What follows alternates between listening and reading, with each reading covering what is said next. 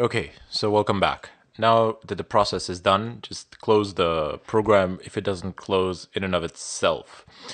Anyway, at this point in time, you have a bootable USB with Linux on it that you can plug in to pretty much any machine out there, and you can perform the installation. I'm gonna go ahead and close. I'm gonna go ahead and shut this machine down. You don't. I mean, you can shut it down or not. Doesn't really matter. The physical machine where you intend to install the Linux, that is the machine where you need to plug your USB in.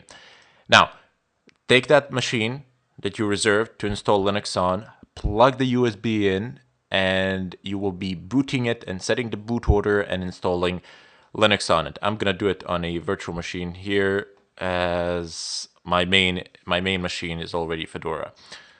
So, upon the boot of the machine, upon the boot of any machine, you will be prompted with a either to select the boot order or to enter BIOS. Now, on every machine, it is different.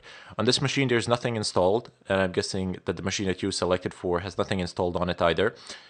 But in case you have something installed on it, you need to press F12, F11, F10, or F2, or the delete button to select the boot order. You will see this option briefly before you actually boot into the operating system. So, just press one of those buttons and select the boot order that you would like. Select the state that you would like it to boot from a USB. So afterwards, you will get a prompt exactly like mine. If it says here 2025 or some next version that came out, it doesn't really matter. I was pretty sure that I downloaded 23, but I downloaded 24. It's completely irrelevant whether it's 23, 24, or the 25, which is to come. It doesn't matter. Just select, just when you download it, as I said before, just download the latest version and that's it. So here I'm going to go ahead and show you how you can install Fedora Linux onto your machine as your main and single operating system. So select the first option, press enter, and then wait. Fedora will boot and install just fine on a UEFI BIOS-based machine, just as it will on a legacy-based machine. So going through this, okay, just wait for it to be done. It's doing its own thing in the back. And black screen for a while. Depending on the speed of your machine and, well, just on the speed of your hard drive, this process might take a little bit longer, a little bit shorter, or be a little bit shorter. Keep in mind that you are doing this installation from a USB, so it can take a bit of time for it to actually complete. Okay, so booting and booting today, yes, please. Thank you.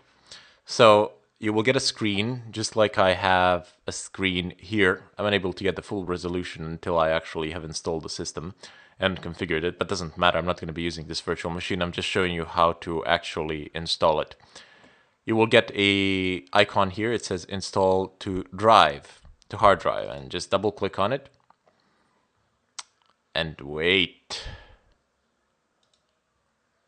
Okay, maybe. Yep, there we go. So it just takes a while for it to install. You can select your language preferences here. I'm going to go ahead and state English, United Kingdom. Select whatever you want. It doesn't matter. Whatever suits you. I would suggest that you go with English always, as it is a lot simpler. I never understood why people actually translated the operating systems. When I go onto an operating system, which is a friend asked me to help him out or something like that, and his OS is actually on my native language, I get lost completely.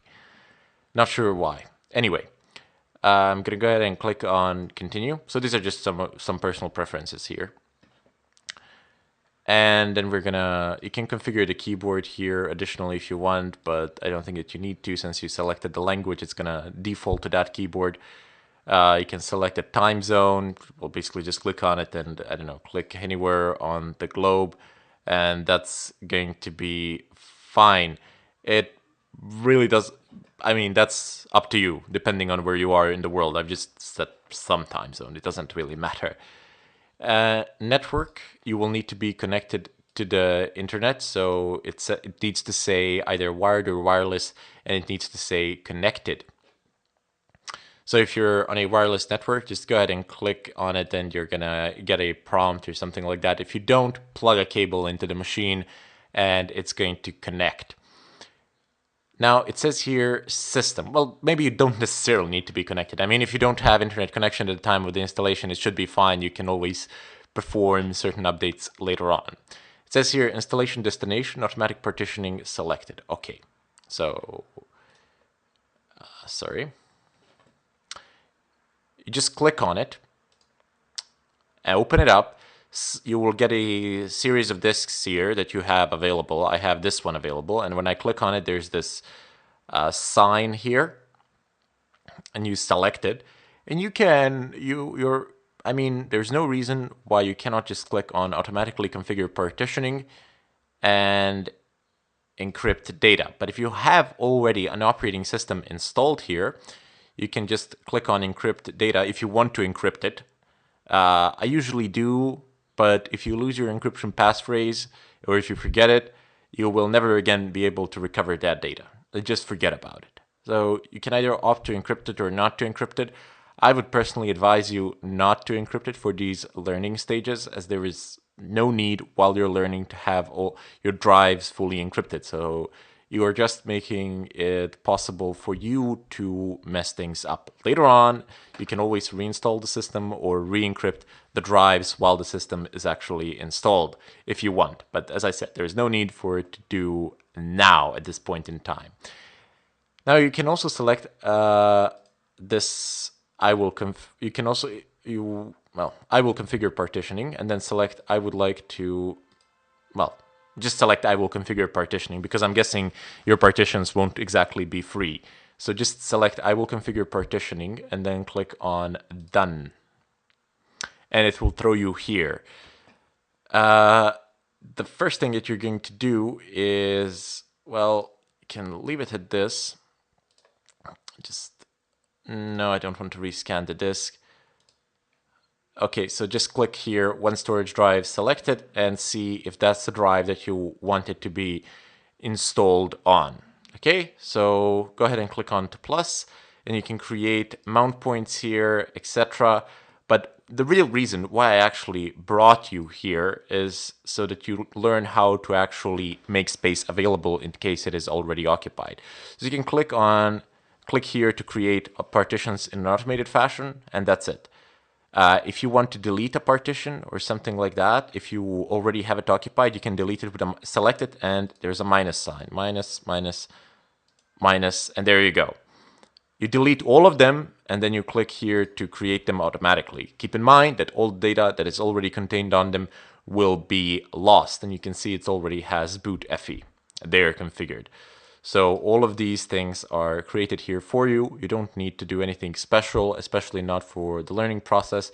Just click on create them automatically. The only reason why I brought you here is due to the fact that your disks might be occupied, so that you know how to delete them. You basically delete them with this minus sign, then you click here. Let me just do it one more time. So minus, minus, minus, and click here to create them automatically. And there you go. They're all created, and click on done.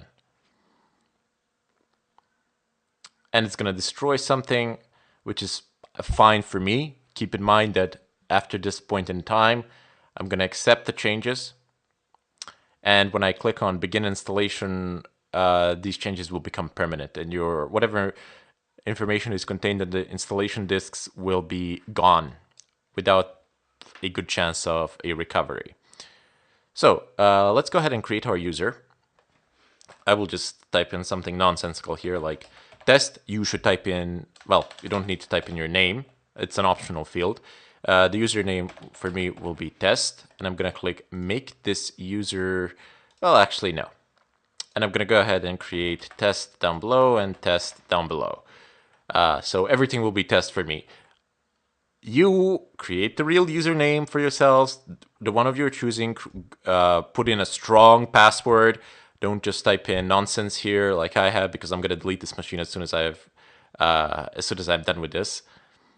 And then click on done.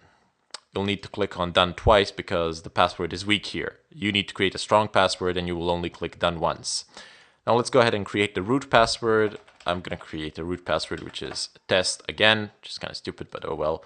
Done, done, and there you go. Now create a good, strong root password and create a good, strong password for your user. That is something that you should really do. I mean, yeah.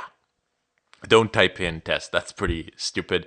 I did it because, as I said, I'm going to delete this machine anyway. It doesn't mean anything at this point in time. I'm not going to use it for any sort of productivity work.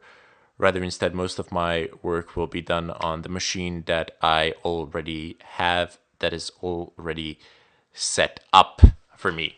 So I'm going to do this work on a real machine, not on a virtual machine. I'm just showing you how the installation procedure goes Okay, so I'm going to go ahead and cut the video here and wait for the installation process to finish. You shouldn't be prompted with anything else.